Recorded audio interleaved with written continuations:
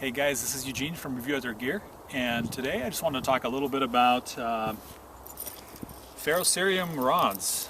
And I'm going to actually just speak about one in particular and compare it. It's this one right here. And this is known as the Friendly Swede magnesium / ferrocerium rod from Amazon that I found.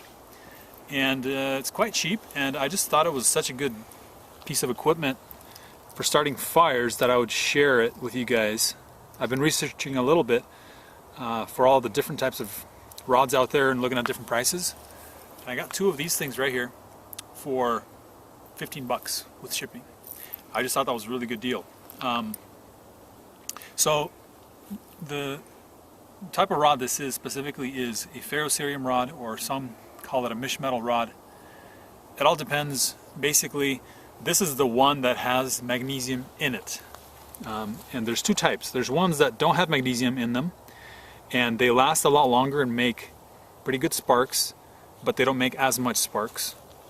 But the sparks are really hot. And then there's these magnesium containing ones, which some people call Mischmetal rods, if I understand it correctly.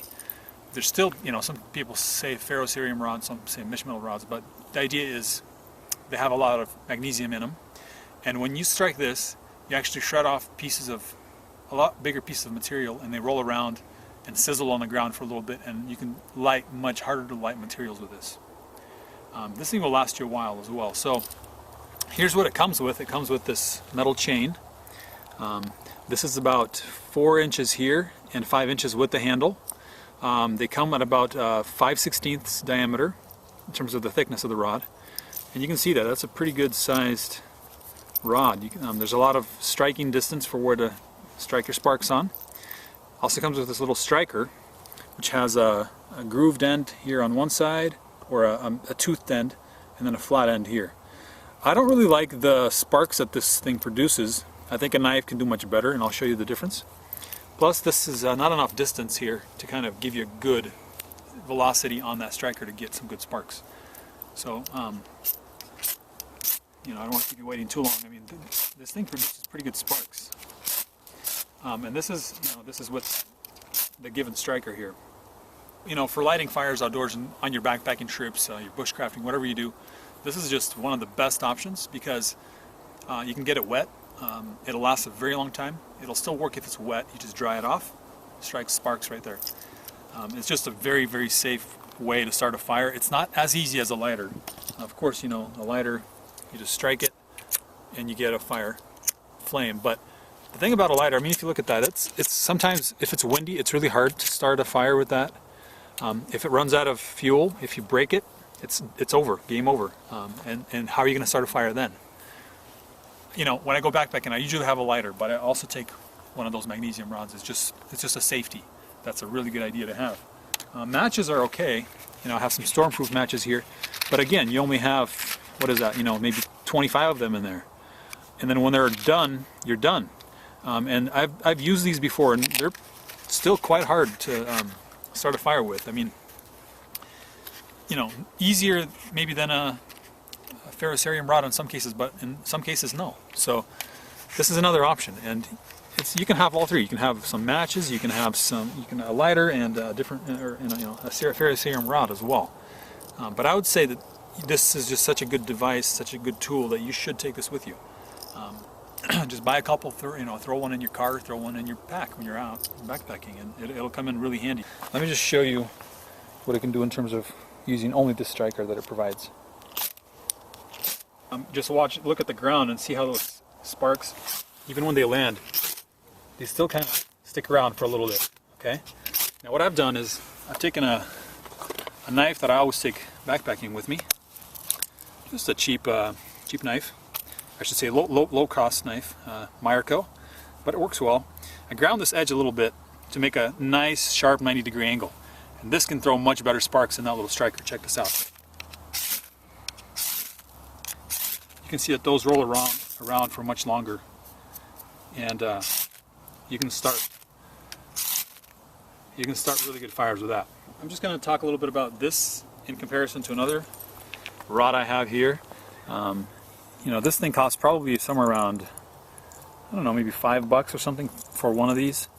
Now this has a big piece of magnesium on it, and then it has a little tiny rod here, okay? This is not going to last you close to as long. I mean, you can compare the size, diameter, and length of that rod. And this magnesium, you know, you're not going to go through this magnesium with all of that rod to use. It's cool to have that magnesium, but I haven't really found it to be very useful. I'd rather have some really well-prepared wood or paper, and but magnesium is good. But I just think that this rod is much bigger, much better in terms of lasting you longer and being more reliable. I'm going to light some materials here. Let's go ahead and jump at that. See if I can light some different tinders, and we'll go from lint, we'll go to paper, and then we'll try to light some wood. Alright, so here's a little piece of dryer lint, and I'm going to be about, I don't know, a foot away from that and see if I can start a fire. So you have to aim the sparks a little bit, but look at that, one strike and it's on. So that's pretty good.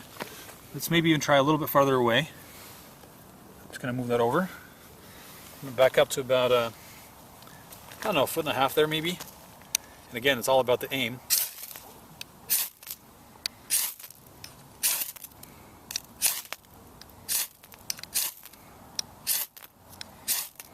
If I can get one to land on it, there we go.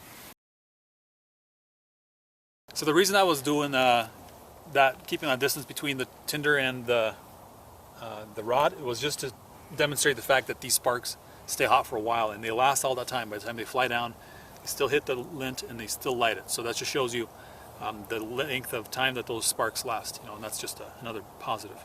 So let's go to the paper at this point. Let's shred some of this paper up and see if we can light this up. So this paper is a little bit moist because it's outside and it's winter, and it's absorbing the moisture into itself, so it might be a little bit more difficult to light.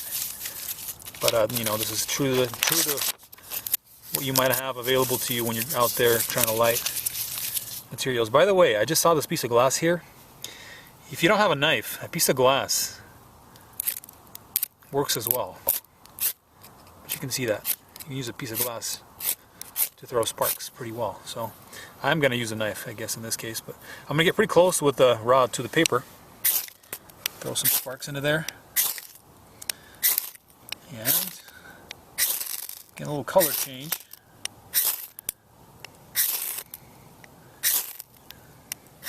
Getting smoke.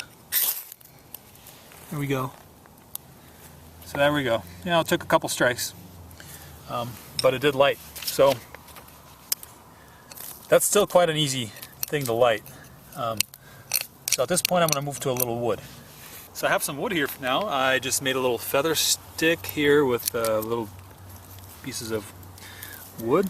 I'm gonna have some tinder ready here, so I have some various sizes of little sticks I got, and we'll see if we can start a fire with this.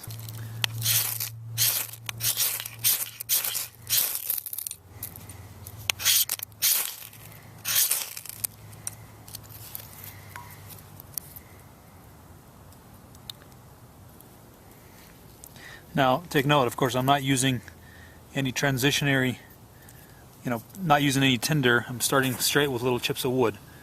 So, you know, usually you would have maybe some other available tinders to you, but I'm just going straight to the wood here. So you can see this ferro rod is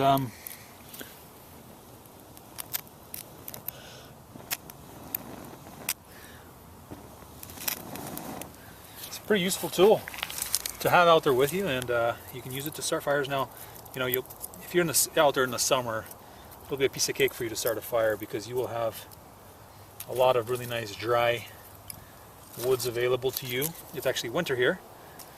I'm just using a piece of wood that's been laying outside for a while, but I'm still able to start a decent fire with just that one piece of wood using this nice ferrocerium rod. So, you know, just wanted to recommend it to you guys and say that I found it to be really a good piece of equipment to buy out there. It's just about $7 for one of these, and throws really good sparks, and a very useful tool.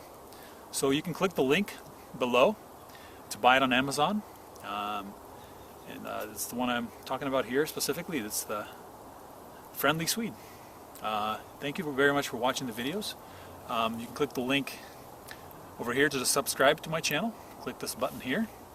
Also, if you want to watch an introduction to backpacking where I talk a little bit about how to get ready to go backpacking for the first time, click this video here. That's the first one of the series.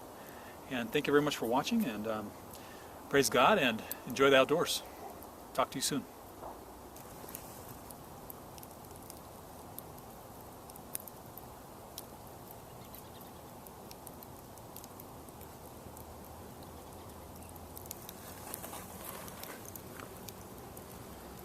Hey, what are you still doing washing this for?